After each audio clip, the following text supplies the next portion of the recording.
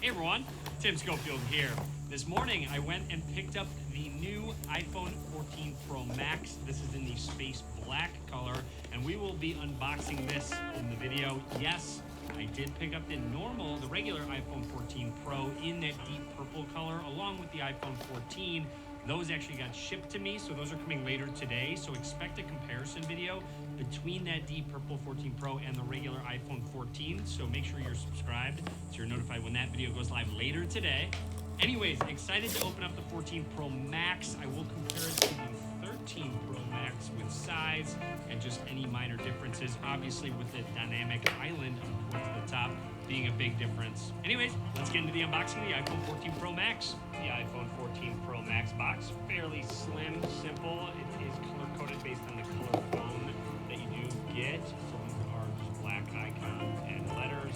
Now, let's peel this part off and the bottom part. There we go. Now let's open it up and see what we get inside. First of all, here's a quick look at that space black color on the device. We're going to set that to the side for just a second. See what else comes inside the box. We do have our charging cable, USB Type-C to, what is that, Lightning still? Bummer. Actually, I'm pretty bummed that they aren't including USB-C in the iPhones yet. I doubt they ever will, at this point if they haven't switched. And then finally in the box, designed by Apple in California, you no longer can have a physical SIM. So there is no SIM card slot in any of the iPhone 14 models at all. So you can't just pop a physical SIM. You have to actually transfer it to an eSIM on your device. I did that with my iPhone 13. The process was fairly simple. It kind of depends on your carrier and whatnot, but overall not too painful to actually switch. I'm not a big fan of the switch to eSIM personally, but that's for a whole nother video. You do get an Apple sticker. Onto what you came to see, the 14 Pro Max. I really do like this color. I'm excited to see that deep purple color. Again, that phone is coming very soon.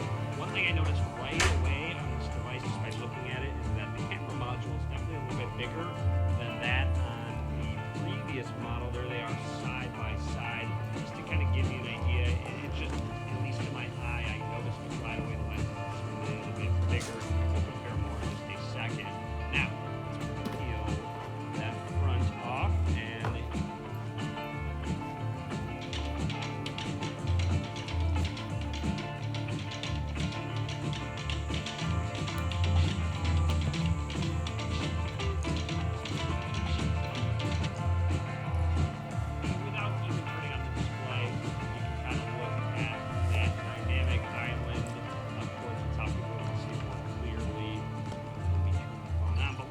up, let's take a closer look at the hardware of this device.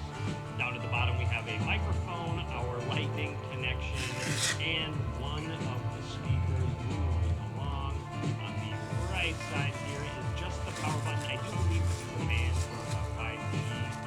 Correct me if I'm wrong there, but I do believe that's what that is. And then moving along towards the top. Make note of that camera bump. There is one, I'd say fairly average size. I wouldn't go as far as say minimal, but it's definitely not too bulky or big whatsoever. And then along the left side is where that switch is, that silent switch, and two volume rockers. I want to point out that the rails aren't collecting fingerprints, just like the previous model as well. And with glossier finish, more mirrored finish, yes, it will collect fingerprints. And then here's a close-up of that color. It will shift a little bit depending on how the light hits it. Our Apple logo, very reflective, and that camera module. Our triple camera system, the main sensor has a 48 megapixel lens.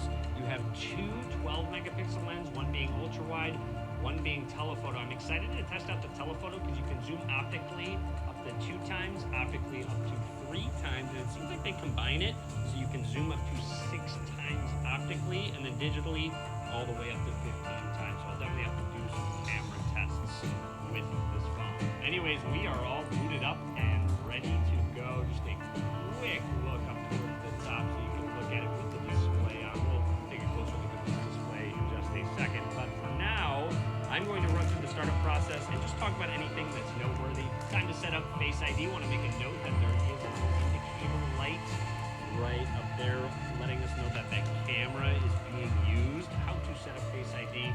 try and do this with the camera in front of me. It's always a challenge to do this on camera. So completely reposition it. But there we go. It seems to recognize my face. And there it is, first one complete. Use with a mask or without a mask. It's kind of up to you. Less secure if you use it with a mask on. There we go. Finds my face, rotate it, and second face scan is complete. Since it is an important process of the iPhone 14 setup process, it does prompt you to set up cellular where you can transfer from a nearby iPhone. So if you have your iPhone already, it's on eSIM, you should be able to just transfer that eSIM over to this phone, or you can select use a QR code from your carrier. Like I said, my original transfer to eSIM, I had to go through my carrier's website to actually do it. It was painless, it was easy, so just keep that in mind. You might have to go through their app. Just go to their website and see about setting up eSIM if you need to. I don't really remember getting prompted for this in previous phones, but you can choose. I'm Siri. I'm Siri. Hi, I'm Siri. Hi, I'm Siri. Hi, I'm Siri. Hi, I'm Siri. I mean, there's a group of different options to customize your Siri voice.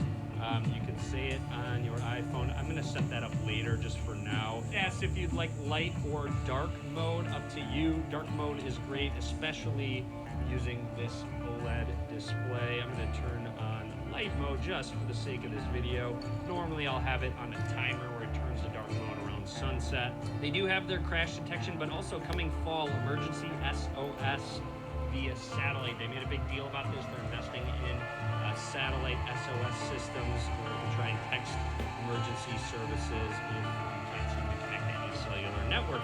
Anyways, welcome to iPhone Swipe Up to get started. And here we are. Prompts to set up cellular. We don't want to do that right away, but this is the new iPhone 14 Pro Max on iOS 16. So that update is actually available to all phones at the moment, or I shouldn't say that, but most of the recent iPhones can update to iOS 16.